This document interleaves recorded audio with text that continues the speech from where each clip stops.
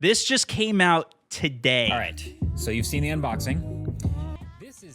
It is a VR headset. Now, Apple would never say that, and they probably won't like that I'm saying that word. You know, I made an entire video about why they refuse to use those words, and they're calling it This is what I have. computing instead. And this. We'll get there. And But this, the I truth had is, that it's too. a really, really, really high-end virtual reality headset. It's something we've seen before, right? It's got displays and lenses and speakers and fans and buttons. It's made of metal. Heavy is hard though if it's not distributed well, and that's been the main thing that I've heard about this so far is like it's too heavy on the front, and there is an additional strap that goes over your head to help with it, but this is kind of the weirdest part for me, the battery as you saw in the hanging from the unboxing. side. A normal battery bank of this size, you might expect to be 10, 15, 20,000 milliamp hours. I suspect there's a lot of heat insulation happening here.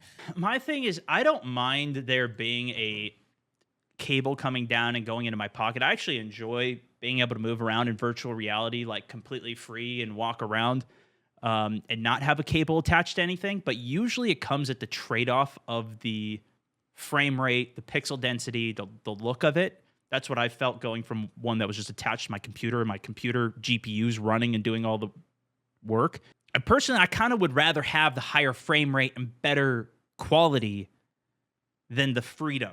2 to 4 hours is actually realistic for what you can expect for just like this built-in battery. There's a USB-C port on the battery, and you have to plug the battery in. So you can't even just swap the battery out? I thought that was I mean, I haven't seen, wouldn't that be a smarter way to do it if you just had multiple batteries?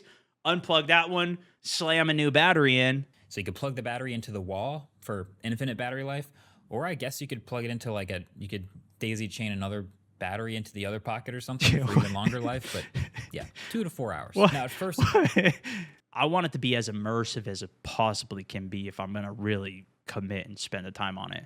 So when you open a window, but I think this is also going to get better. And as more people actually make apps, like that's the biggest selling point. You know, when the iPhone first came out, it wasn't super exciting because it didn't have all of the rest of the apps that eventually came out that then made it like, oh, geez, now I need to use this thing, or now it's super worth using it. This is $3,500 for this, though, right? This is I don't think this is going to be a mass everybody using Vision product OS and just personas. So in all the advertising you've seen, a Vision Pro, all right, I got to see is already this. Pretty unique. But then when you're in something immersive and you can't see what's around you, it covers up your eyes with this sort of like a blue, purple, glowing animation. So that intuitively makes sense. You can see the eyes when they can see you. You can't see the eyes when they can't see you. But crazily enough, there's also a feature where if you have someone who's outside the headset looking at you, talking to you, and you are in an immersion, but you want to talk to them through that, they will kind of appear through the fog of whatever immersive environment you're in. So you just start talking and looking in their direction. It detects that and sort of parts a little bit of a fog, and that person's eyes will show through the fog. It's pretty decent. It basically only shows one person at a time, and when this is happening on the outside of the headset, it shows a little bit of your eyes poking through the purple and blue glow. That's so weird to me, seeing the eyes working, like disconnected also, from the head looking forwards, though, bro. Nothing like the eyes from the ad. So in an effort to make the eyes as presentable as possible, so I think now, on my face is tracking all these little micro expressions and little movements from my eyes. And I feel like it's incredible that it could do that. It looks a little weird, but hear me out. If we're all in Vision Pros, and you've got a bunch of people on this FaceTime call. So there's somebody to the left and somebody to the right. And then the same thing is true for hand gestures. So we tried this out. Turns out you can reach out and make hand gestures that are tracked by the cameras in this bubble in front of you, and they show up at the correct angle towards the person that you're gesturing at, so not towards everybody else on the call. That's actually kind of insane. Do you see this? Yes. And Brian, I don't see that. I don't see that, Marquez. Now wait, so now Brian, do you see this? Now I can see that, Marquez. And then on top of that, spatial audio here is like incredibly we're just looking at this shot from 2D. We're not in the virtual reality of what they're experiencing it as, but it's almost like you're actually there. Not worth it for 3.5K? Nah, I think for the vast majority of people, it's not. But like the concept of what they're creating and actually able to do, and I mean, like I instantly recognized Justine here. I mean, you know, like it's that's pretty good. Yeah, that's iJustine, exactly. Like you'll know who it is without, especially if you actually know them. Now, it's not going to be completely real, but then also, what does it look like another 5 years from now?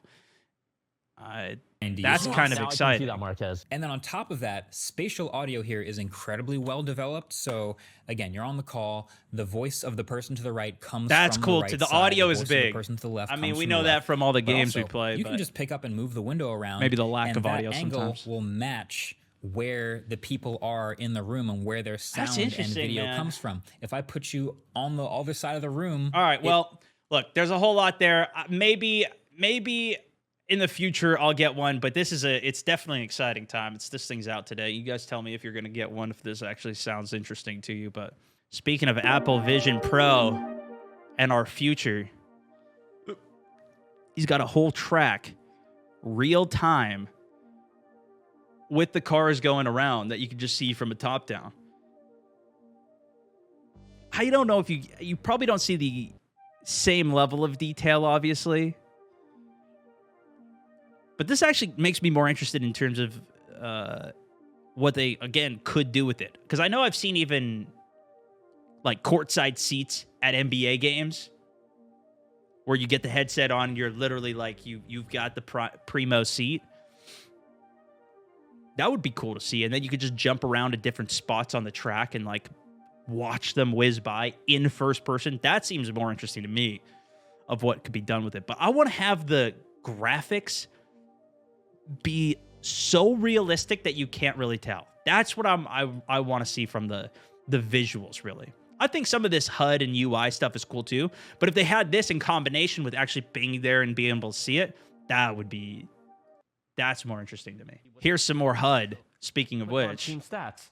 And real time, they update while you're watching the game. All the games that are being played, whether they're live or archived for the day, are here. Watch game, I could swap it in, or I could add to multi-view. So all of a sudden one pops up and I'm like, oh crap. Like I can watch on the big screen or I can have it here. Let's go to another game. Philadelphia, Denver. Yes, please. Add to multi-view. You know what it's like? You have your phone when you're watching something and doing it anyways, but this is just, you don't even have to look down and do it. It's like having your phone perfectly in line. Look at this. He's got all the TVs, but he still has the stats and whatever else you might want to pull up in addition to it. And he's just using his hands to control everything as well. So it would be like having a touchscreen. You don't even need to have the remote. This is actually more interesting to me. I thought, I would want to have the controllers in the hands for more accuracy, especially within the games and some of the things that I play in particular. But outside of games and just like real practical use, which is, I assume, what Vision Pro more so is. They're not really marketing it even as a virtual reality device for that. Yeah. See, look, and then here you go. He's got messages right here. He's got his text up at the same time. This is incredible. Then, what do you normally do when you're watching sports? Yeah, I'm messaging my friends with a group text. So that pops in over there. I could be browsing the web here. This is insane. All right. This is interesting.